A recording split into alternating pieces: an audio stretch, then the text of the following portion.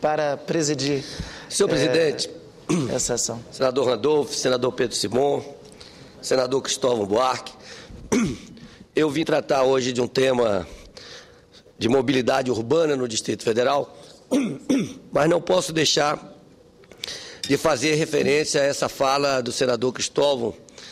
O senador Cristóvão sempre nos provocando, trazendo temas da maior importância. E eu quero relembrar aqui, senador Pedro Simon, no início desse meu mandato, a primeira reunião que fiz no meu gabinete, naquela ocasião contando com a colaboração do professor Tassiano Nogueira, um grande brasileiro, um grande intelectual, um grande professor, um grande estudioso de ciências políticas.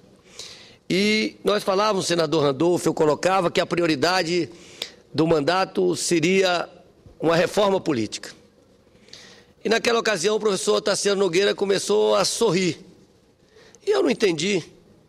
E eu perguntei a ele em seguida qual era o motivo do sorriso dele, e ele me respondeu. Ele trabalhava no Congresso Nacional há mais de 40 anos, desde a década de 60, e todo o início de legislatura se falava em reforma política. E, no entanto, a reforma política nunca saía, porque, segundo ele, todos os parlamentares eleitos no exercício do mandato, todos os parlamentares, sem exceção, tinham sido eleitos por esse sistema político.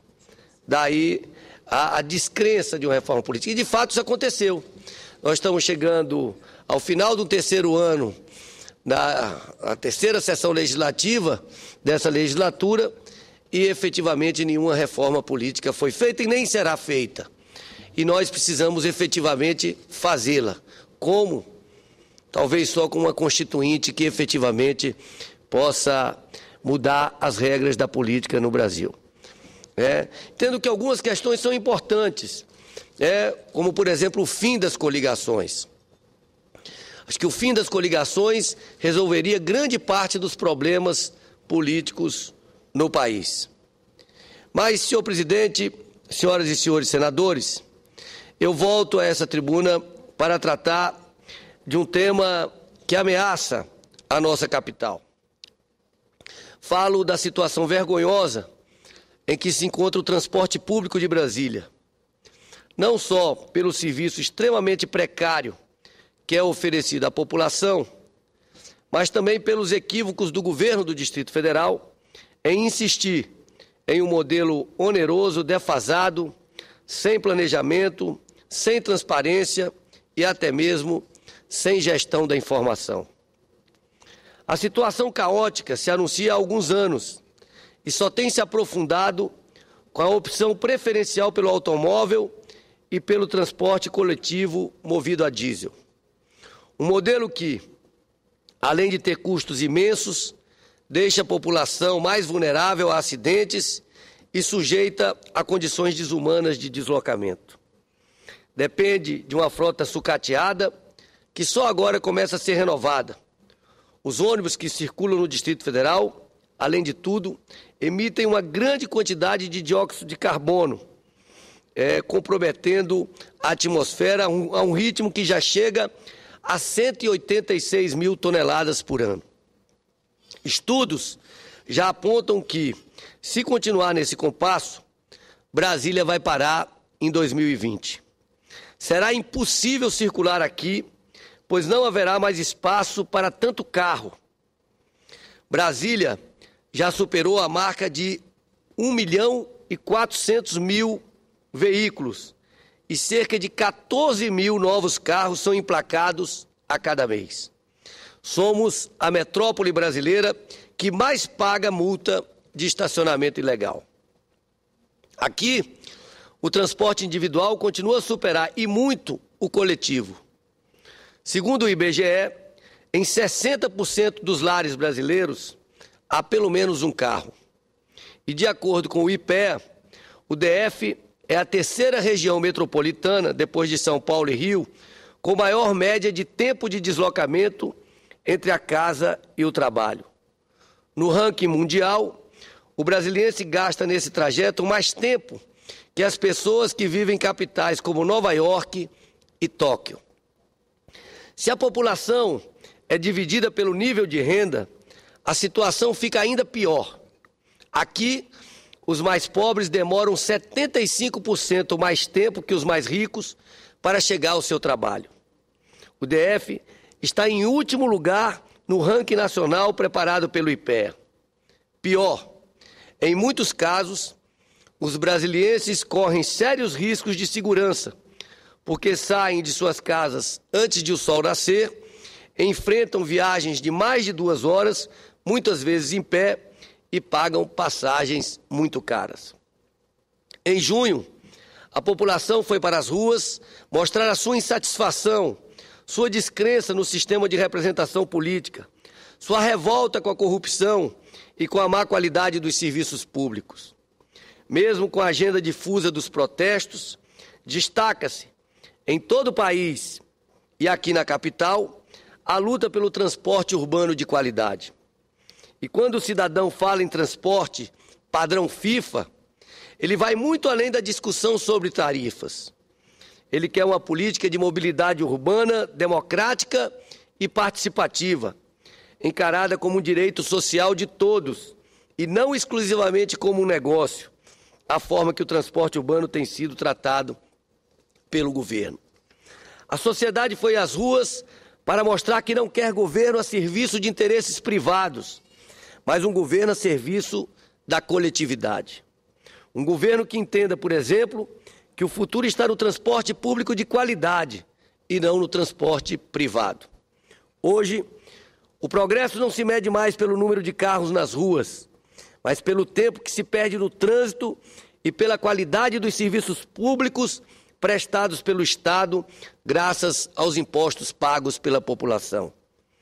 O império do pneu não pode mais adiar a urgente decisão para o transporte coletivo de cargas e pessoas sobre trilhos.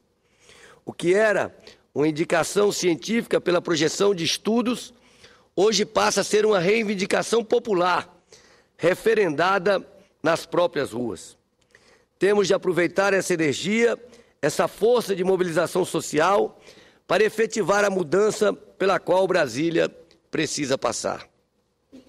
Há uma discreta promessa de expansão do metrô com recursos do PAC. Enquanto isso, o prometido veículo leve sobre trilhos, VLT, ainda é um mistério, sem data para ser entregue à população. 4 anos depois de as obras serem iniciadas e agora paralisadas, o pouco do projeto que conseguiu sair do papel transformou-se em um verdadeiro monumento à burocracia e ao descaso com o dinheiro público. Além disso, a única linha de metrô que temos em funcionamento na cidade também pesa, e muito, aos cofres públicos, por ser um dos poucos metrôs no país que terceiriza sua manutenção. Para se ter uma ideia, somente em 2011 foram gastos mais de 111 milhões na manutenção dos apenas 32 trens da frota. Se fizermos uma comparação com o metrô do Rio de Janeiro, por exemplo, que tem mais de 100 trens e transporta muito mais passageiros, os gastos da manutenção custaram pouco mais de 31 milhões, ou seja, 250% mais baratos do que os custos de manutenção do metrô do Distrito Federal. Como o GDF explica essas contas? Gostaria de ouvir o que tem a dizer o governador e o secretário de Transportes. Outra questão que merece esclarecimento urgente se refere às obras para a implantação do Expresso DF-BRT Sul, sistema de transporte coletivo de passageiros que ligará o Gama e Santa Maria ao plano piloto. As obras foram iniciadas em dezembro de 2011 e agora estão próximas da integração com o plano piloto. A grande incógnita é qual será a solução do GDF para efetivar essa integração. Quero registrar, senhor presidente, que recebi informações de um empresário que venceu uma das bacias do Distrito Federal, de um engenheiro que trabalha na obra, de um perito do Ministério Público e de um funcionário do DF-Trans, que não haveria projetos do BRT a partir do momento que ele ingressa no plano piloto. Isso me pareceu algo tão estapafúrdio que, no dia 9 de julho, apresentei, pela Lei de Acesso à Informação, um requerimento de informações ao governador do Distrito Federal, solicitando a cópia do projeto. Esse prazo expirou no dia 29 de julho e eu não recebi nenhuma resposta. Passado algo como uns 10 dias do final do prazo já vencido, que o governador tinha para responder legalmente a minha indagação, liguei para o secretário de governo, Sonnenberger Barbosa, e fiz, olha, Berge, estou te ligando, fiz um requerimento pela Lei de Acesso à Informação, venceu, o governador não me respondeu. E ele ficou de tomar providências. Eu aguardei durante praticamente mais 4 semanas, sem resposta, até que recebi, há pouco mais de uma semana, um CD com o que seria a cópia do projeto. Caminhei para a consultoria do Senado Federal para que possa estudar aquele projeto, para que, com as informações, depois de estudado pela consultoria, para que possamos conhecer, que é um direito da população, conhecer qual é o projeto. Mas tive o cuidado, senhor presidente, de agora pela manhã, antes de no início dessa sessão, de ligar para o superintendente do IPHAN, no Distrito Federal, Dr. José Leme Galvão, e perguntei, já existe o projeto do BRT para o plano piloto? Qual é a solução que será dada no plano piloto? Ele vai até a estação do metrô Sul? Ele vai até a rodoviária? Como é que ele vai até a rodoviária? Se ele desembarca pela esquerda, ele vai passar pelo meio do eixão? Como é que ele vai desembarcar esses passageiros? São as curiosidades que temos. E nós sabemos que nós estamos falando de uma área tombada, patrimônio cultural da humanidade. Qualquer grande projeto de interferência, de intervenção no plano piloto, precisa de ter autorização do IPHAN. E qual é a nossa preocupação? E quero registrar aqui que a nossa preocupação é com a paralisação das obras. A gente sabe que a construção dessa obra vem causando imenso transtorno para a população que mora no entorno sul, quem vem de Lusiânia, quem vem do Novo Gama, quem vem de Valparaíso, quem vem da cidade ocidental, quem vem de Santa Maria, quem vem do Gama, quem vem do Parkway, perde horas no trânsito, nos enormes engarrafamentos, em função da obra. Portanto, a nossa preocupação é que o governo tenha a responsabilidade de planejar adequadamente a obra para que amanhã essa obra não seja interrompida por alguma diligência exigida pelo IPHAN.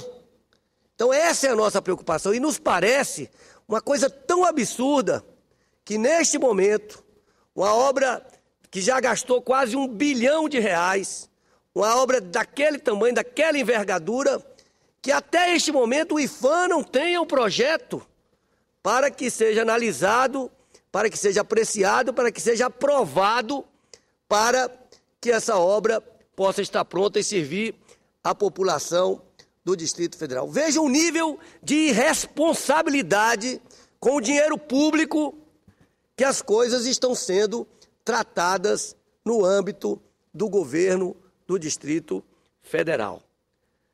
Repito, liguei antes de assumir essa tribuna para o superintendente do IPHAN, ele já tinha me dito isso há 20 dias atrás, para me certificar, e ele disse, até agora não apresentaram ao IPHAN nenhum projeto de qual será a solução do BRT para a chegada no plano piloto. O que nós queremos aqui é evitar que o desconforto da população se prolongue, é evitar que possamos fazer qualquer obra que não seja feita da melhor forma possível para garantir um transporte público de qualidade para a população do Distrito Federal. E eu não entendo porque uma questão tão simples, que deveria ser respondida imediatamente, parece tão complicada para o governo do Distrito Federal. Parece que nós estamos diante de um projeto de engenharia e não de um projeto de mobilidade urbana. Ainda essa semana conversava com um consultor do Senado na área de transportes e ele chamava a atenção de que em todo o Brasil, é prática no Brasil, que as portas de embarque e desembarque de passageiros sempre fiquem do lado direito, porque isso facilita, o desembarque. Pois no caso desse, todo o desembarque é pelo lado esquerdo, o que aumenta a obra, os custos da obra, porque a pessoa desembarca entre duas vias e precisa ter passarelas para poder ir para um lado ou para o outro. E mais, ele chamava atenção e fazia um desafio. Pegue uma pessoa com deficiência, com a cadeira de rodas, e tente subir numa rampa daquela. É bem possível que essa cadeira empine e caia para trás, tombe para trás, tal o nível da inclinação dessas passarelas, dificultando a acessibilidade. Vejam bem, uma obra em pleno século XXI, sem ter os cuidados necessários com a acessibilidade. Eu não consigo entender por que não há um planejamento feito pelo GDF para as obras do BRT Sul, com a solução viável para integração ao plano piloto. Será que até uma obra desse porte é feita sem planejamento na capital do país? Será que a população vai ter que sofrer por mais tempo os impactos no trânsito e no bolso com as obras do BRT Sul? Isso é inadmissível. Hoje, quem vai para o aeroporto no horário do rush corre o risco de perder o voo devido aos intermináveis engarrafamentos que se formam na área das obras do BRT. São um drama diário. É um drama para os moradores do Parkway, da Cidade Ocidental, do Gama, do Núcleo Bandeirante, de Valparaíso, de Santa Maria, para citar apenas algumas cidades que dependem daquelas vias. Espero que a letargia do governo do Distrito Federal na resposta ao requerimento não seja sintomática de outros problemas mais sérios na prestação de serviços para a população. Aproveito também para dizer que encaminharei pedido ao governador solicitando a abertura das contas do transporte urbano. É um absurdo que o transporte urbano ainda não seja auditado no Distrito Federal. As empresas de ônibus do DF não emitem nota fiscal por passagem vendida. Hoje não podemos sequer saber quantos passageiros o sistema de transporta por dia ou por mês, o quanto arrecada, quais são as despesas. Sabemos quanto o Estado gasta em subsídios, mas elas sempre dizem que estão funcionando no prejuízo. Será que esse negócio não gera lucros?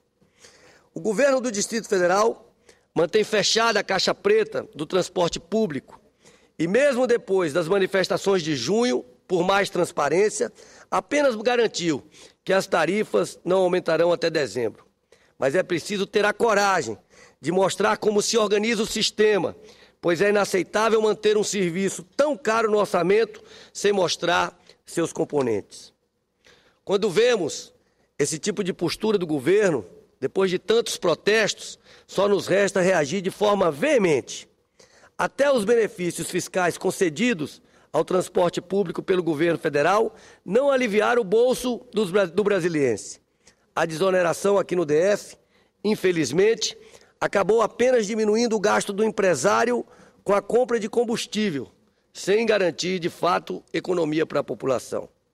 Por isso, senhor presidente, senhoras e senhores senadores, é fundamental que qualquer política de desoneração seja fiscalizada para não ser incorporada como lucro das empresas, com prejuízo para a população. Lembramos que ao limite fiscal são bilhões de reais sacrificados pelo governo e isso se reflete na hora de conseguir um superávit fiscal. não está de maneira nenhuma resolvida a qualidade do serviço que esse sistema oferecerá aos passageiros. Gostaria de ressaltar alguns pontos que me preocupam fortemente na licitação de ônibus realizada recentemente pelo governo do Distrito Federal. Em primeiro lugar, está previsto no edital a lotação de 6 passageiros por metro quadrado. 6 passageiros por metro quadrado.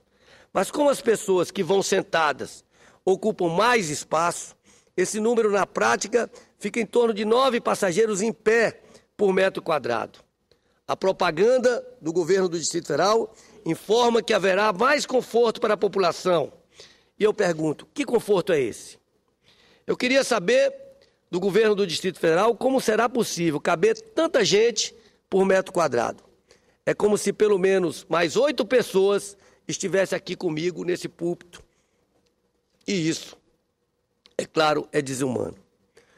Em segundo lugar, os veículos anunciados com pompa e circunstância são, na verdade, mais do mesmo.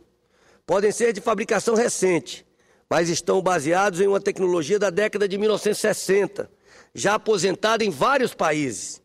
Os ônibus do GDF são veículos montados sobre chassis de caminhão. Por isso, tem o piso elevado, o que prejudica a acessibilidade de quem entra ou sai. Assim, forçam os passageiros a proceder à desconfortável e perigosa escalada do veículo. Pessoas com deficiência continuarão à mercê de um elevador cuja operação efetiva dependerá da boa vontade do motorista e da manutenção dada pela empresa. Sabemos que essas condições são, infelizmente, muito raras, humilhando as pessoas com deficiência e desrespeitando sumariamente seus direitos. Contrariando o artigo 14, inciso 3 da Lei de Mobilidade Urbana, o passageiro do transporte público continua sem informação nos pontos de parada e terminais sobre itinerários, frequências e horários. Ficam à mercê de informações obtidas de outros passageiros e ao capricho das empresas, no que diz respeito à liberação dos veículos. Não tenho nenhuma notícia de quais medidas o governo do Distrito Federal pretende tomar para respeitar essa norma legal. Esse desrespeito, senhor presidente, senhoras e senhores senadores, faz com que o passageiro dependa da sorte de veículos que passam, via de regra, lotados e em péssimas condições de circulação. Muitas vezes o ônibus sequer para no ponto ou quebra, comprometendo severamente o dia de trabalho do brasiliense. Temos visto o governador afirmar em entrevistas que as tecnologias empregadas nos novos ônibus vão melhorar a fiscalização, permitindo ao governo identificar até uma curva acima da velocidade permitida feita pelo motorista. Porém, o governo poderia também colocar a tecnologia a serviço da sociedade para disponibilizar, por exemplo, as informações necessárias para o uso do transporte coletivo e para o efetivo controle dos resultados operacionais e econômicos do sistema. Deveria permitir ao cidadão, com essa mesma tecnologia da informação, o acesso a todos os detalhes das planilhas de custo do transporte público. Um senador da República demorou mais de 2 meses para obter uma informação legal, pública, requerida pela Lei de Acesso à Informação. Imagine um cidadão, senador Pedro Simon, que quer e tem o direito de ter uma informação do governo do Distrito Federal. E tão importante quanto as informações sobre as tecnologias disponibilizadas é também saber se todos os chassis da nova frota são de fato 0 quilômetro. Esse é um esclarecimento que o governo precisa dar. Outra situação absurda aqui no Distrito Federal é o fato de ainda não existir integração entre os diversos modos de transporte. O GDF oferecia apenas baldeação entre ônibus ligando Ceilândia e Taguatinga ao plano piloto, que foi temporariamente suspensa. Havia registros frequentes de reclamações de passageiros que chegavam a esperar até mais de 1 hora para reembarcar, além das constantes queixas por falta de informação sobre horários. Até agora, o GDF não implantou um sistema digno e efetivo de integração, porque fazer conexão entre viagens de ônibus com bilhete único é apenas baldeação. Sistema de integração em qualquer lugar do mundo requer conexão entre os diversos modais de transporte, nos quais um passageiro pode, com o mesmo bilhete, fazer viagens integradas pelo menos de ônibus e metrô. A falta de informação e a falta de controle operacional efetivo podem levar, mais uma vez, qualquer política de integração ao descrédito, como aconteceu no final da década de 80, quando a população rechaçou os terminais, os chamados currais. Quero também registrar, senhor presidente, o completo abandono, a falta de fiscalização do Corujão, o ônibus noturno. Ônibus que foi implantado no governo do senador Cristóvão a partir de uma lei de minha autoria, pois nós não tínhamos no Distrito Federal ônibus após a meia-noite. E os garçons, os artistas, os cozinheiros, os trabalhadores noturnos não tinham como se deslocar para as suas residências. Dormiam nos próprios restaurantes, dormiam na rodoviária, esperando amanhecer o dia para ter a oportunidade de ir para casa com suas famílias. Implantamos o Corujão no governo do governador Cristóvão Buarque a partir da lei de minha autoria.